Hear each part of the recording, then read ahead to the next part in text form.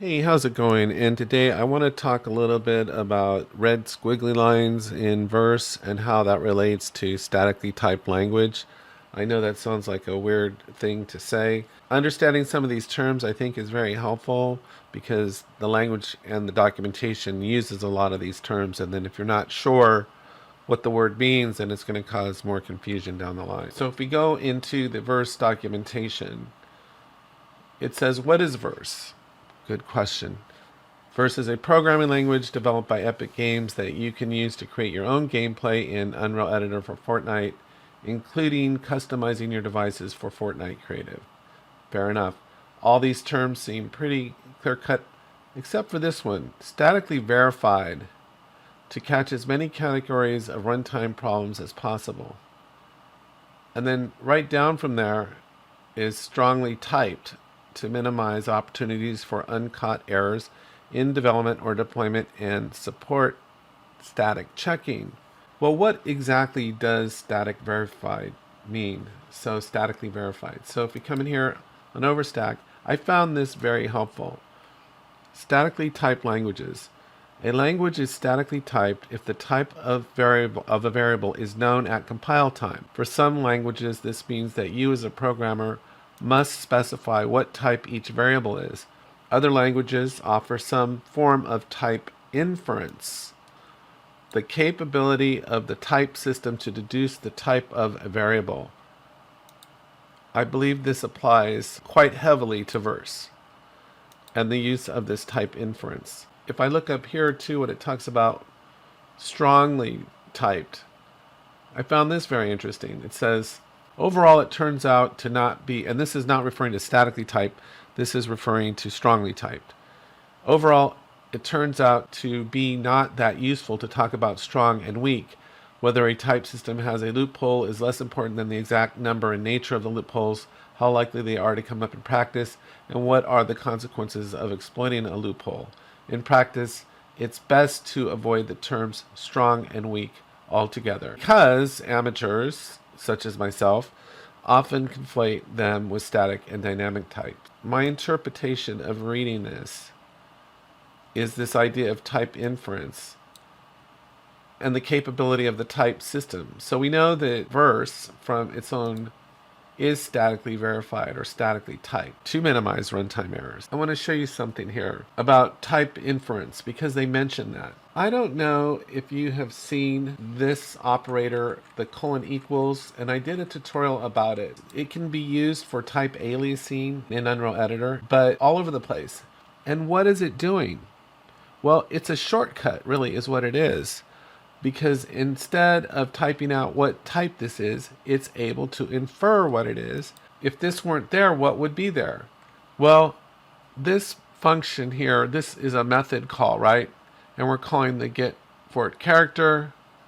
See, if I hold control and click in here, I'm calling here. I'm calling over here to this fort character type. Actually, this is the class and this is the type. Right? And within that type, there's all these functions, right? So types are supposed to be in lowercase and underscored. So if we come in here, it's going to get, if I come back in here and look at agent, it says an agent returns the fort character for an agent, fails if an agent is not a fort character. So is not of the fort character type, in other words, we're going to get an error. So this is only going to return not agents, but things that are of fort character type. So if I come back into the code here, and let's say I come over here and I think, okay, well, what is the data type of this? Whenever you see this, sometimes, for the most part, unless type aliasing is probably going on, you should be able to sub in the type and see what type that is, of data that is. So if you ever want to know what type of data is that, is it of agent type, which is a type? No. See, and how I'm going to get red squiggly lines? Because things aren't lining up. It's catching my errors right away. This is not an agent type. In fact, it's just returning fort character types. So what I do is if I switch this to fort underscore character, that's the correct type. That's what this is. It's very, very interesting, but you can see all the red squiggly lines. So if I didn't want to type the type in, I can use this type inference operator here. So I don't have to type it in. Hey, before I close out, I just want to go back on this point of static checking versus strongly typed. So if we read strongly typed and it says a program language is strongly typed when a type is assigned to every identifier.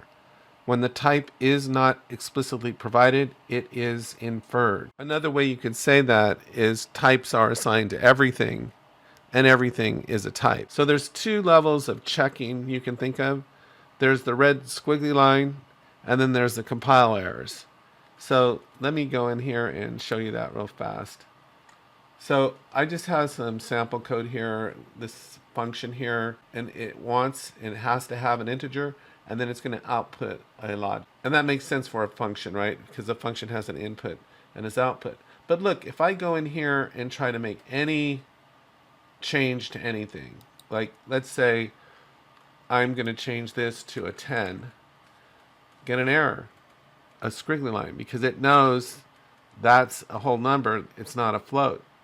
So no matter what I do in here, if the types don't match, if I change this to a integer, an error, I can make this into an integer now.